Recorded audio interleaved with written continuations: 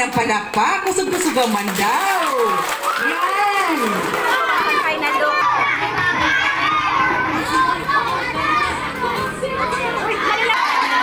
Ganda! May nag-assist. A girl.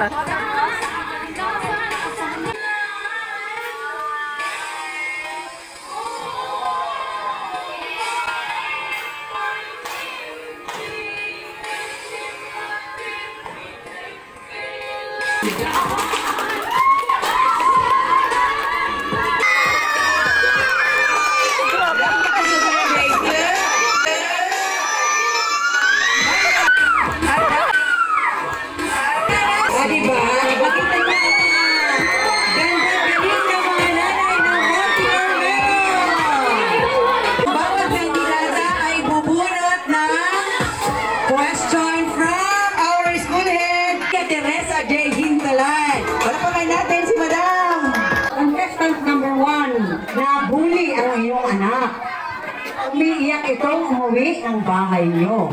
Ano ang gagawin mo? Number 2, bilang isang ina, abot ka ba sa Child Protection Policy? At bakit? Number 2, bilang isang ina, paano mo didisiplinahin ang iyong anak kung ito ay nagkamali? Number 4, bilang isang babae o isang ina, ano ang maitutulong mo sa pag-unlad ng Monte Carmelo Community? Number 5, ano-ano ang mga karapatan mo bilang isang babae? Presenting kindergarten, nag-iwan ng kasabihan na pag nadapa ka, bugkaras. Representative ng Grade 1 Hannes, na may kasabihan, pag puno ng iyong labahin, maglaba ka na! Kahit malako sa inyong patingin, ganon din ang aking tingin. Subukan mo alamin, baka kayo rin! Ang kasabihan para sa akin, ang magulang, kahit galit na galit ka na sa anak mo, nawawala dahil sa pagmamahal. Thank you! Grade 5. Okay, so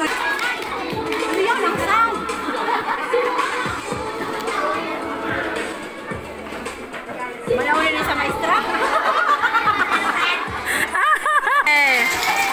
ano yan? Manang palakpak, kusog-kusugaw man daw. Yan! Final look.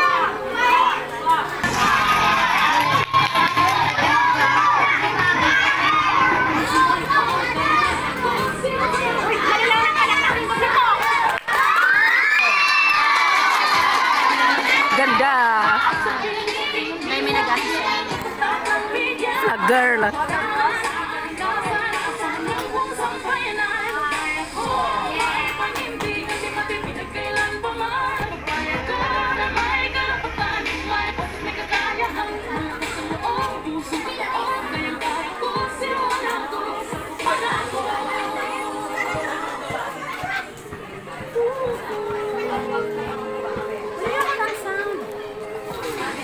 Artista kaya yun. Naman!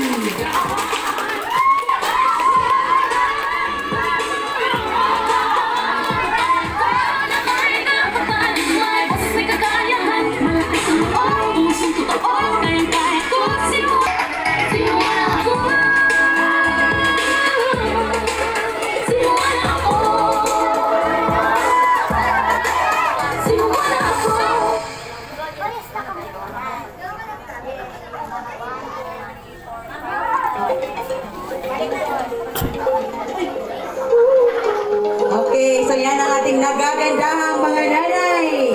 Palapakan natin naman sila.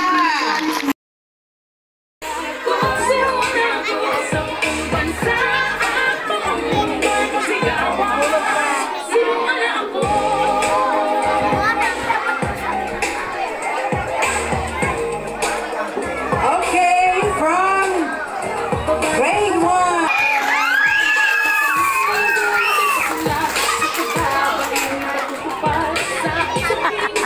Malaya mga palakpak lalaki. Okay, representing grade 2.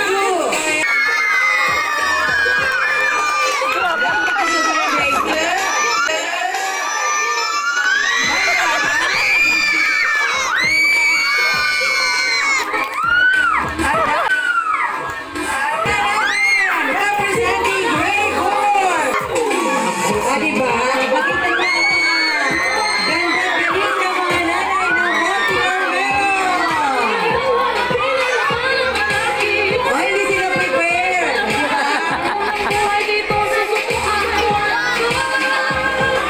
Nagaganda ang nanay.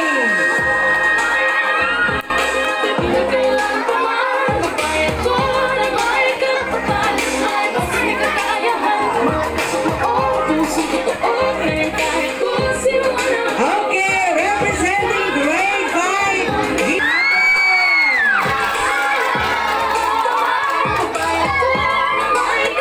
Naka-business suit siya. Ang saya daw. Okay, thank you, candidates. So, bawat kandidata ay bubunot ng question from our school head, Teresa J. Hintalan. Wala pa kayo natin si Madam. Contestant number 1.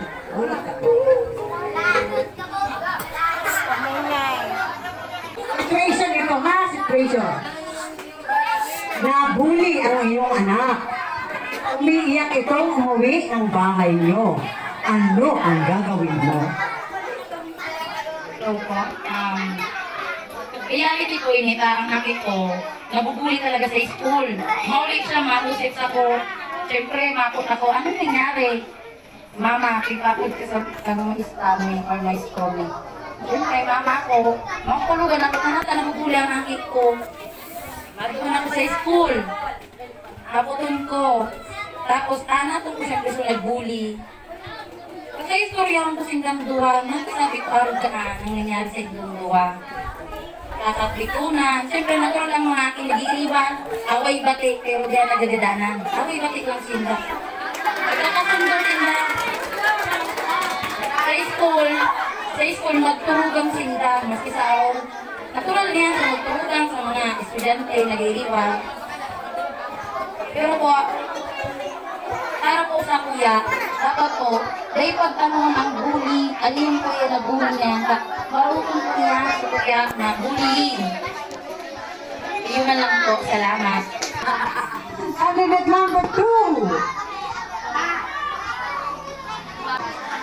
Nanay, kinig po. Bilang isang ina, pabor ka ba sa Child Protection Policy at bakit? Maraming salamat po ma'am sa iyong question.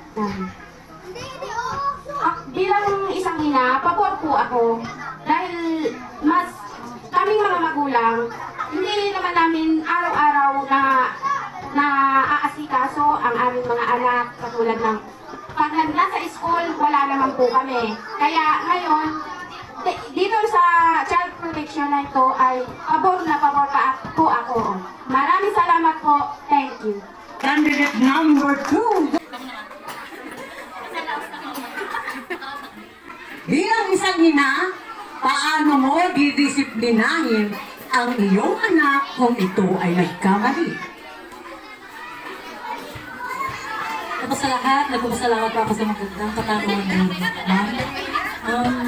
Para sa akin po, ang pagdisiplina po sa aking anak, halimbawa po kung sila ay nagkasala, siyempre po, halimbawa may nakaaway po sila, dyan sa labas, siyempre hindi mo naman po may iwasan may nakakaaway po ang mga bata.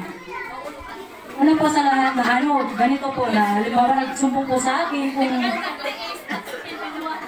siyempre po, alamin ko po yung punong dulo po ng mga po nila, yung kasalanan po, ang dahilan kung bakit po sila nag-away. At tanong po sila, kahit po sila ay na pong may pagkakamali, bilang nila po, ako po ay hindi ko po sila kukonsintihin na kung baka po susurugong po sila, susurugong siya na nagkasakala na susurugong po siya, tapos ko po sa ibang bata. Disiplinahan ko po siya. Ang aking ko po kung sakali mo po siya ay nagkasala, ako po ay didisiplinahin ko po ang aking anak. Bilang po ay para po siya ay magkaroon ng magandang ugali at magandang asal po. At maraming salamat po sa... Yun po at maraming salamat. Yun lang po. Candidate number 4.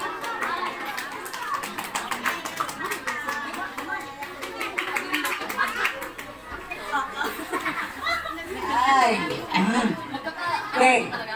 Bilang isang babae o isang ina, ano ang maitutulong mo sa pag-unlad ng Monte Carmelo Community?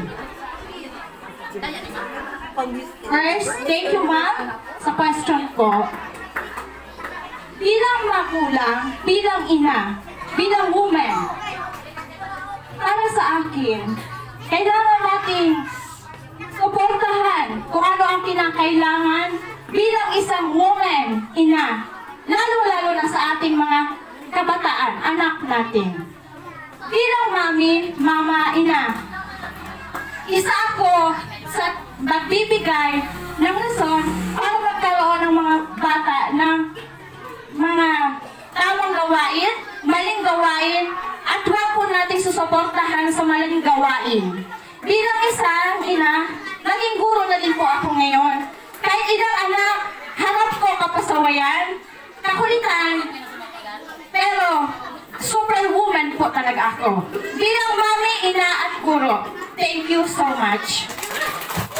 Candidate number 5. Ang ating napaka-sexy mami. Hindi ko na kaya ka sa bago. Ano-ano ang mga karapatan mo bilang isang babae? Bilang isang babae po, karapatan natin respetuhin, mahalin, at alagaan ang Maraming sa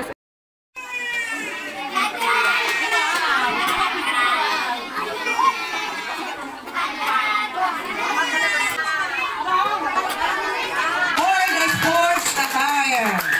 Walang iba kundi si David Villamina. Ako taward! Ito na mga grade 4, palapag na dyan. Attire. David Villamina. Tapos na. Uwi ka na. Kadakol! Sabi ka mga aking kadakol! Uuwi gumaan kasi lahat naman sila meron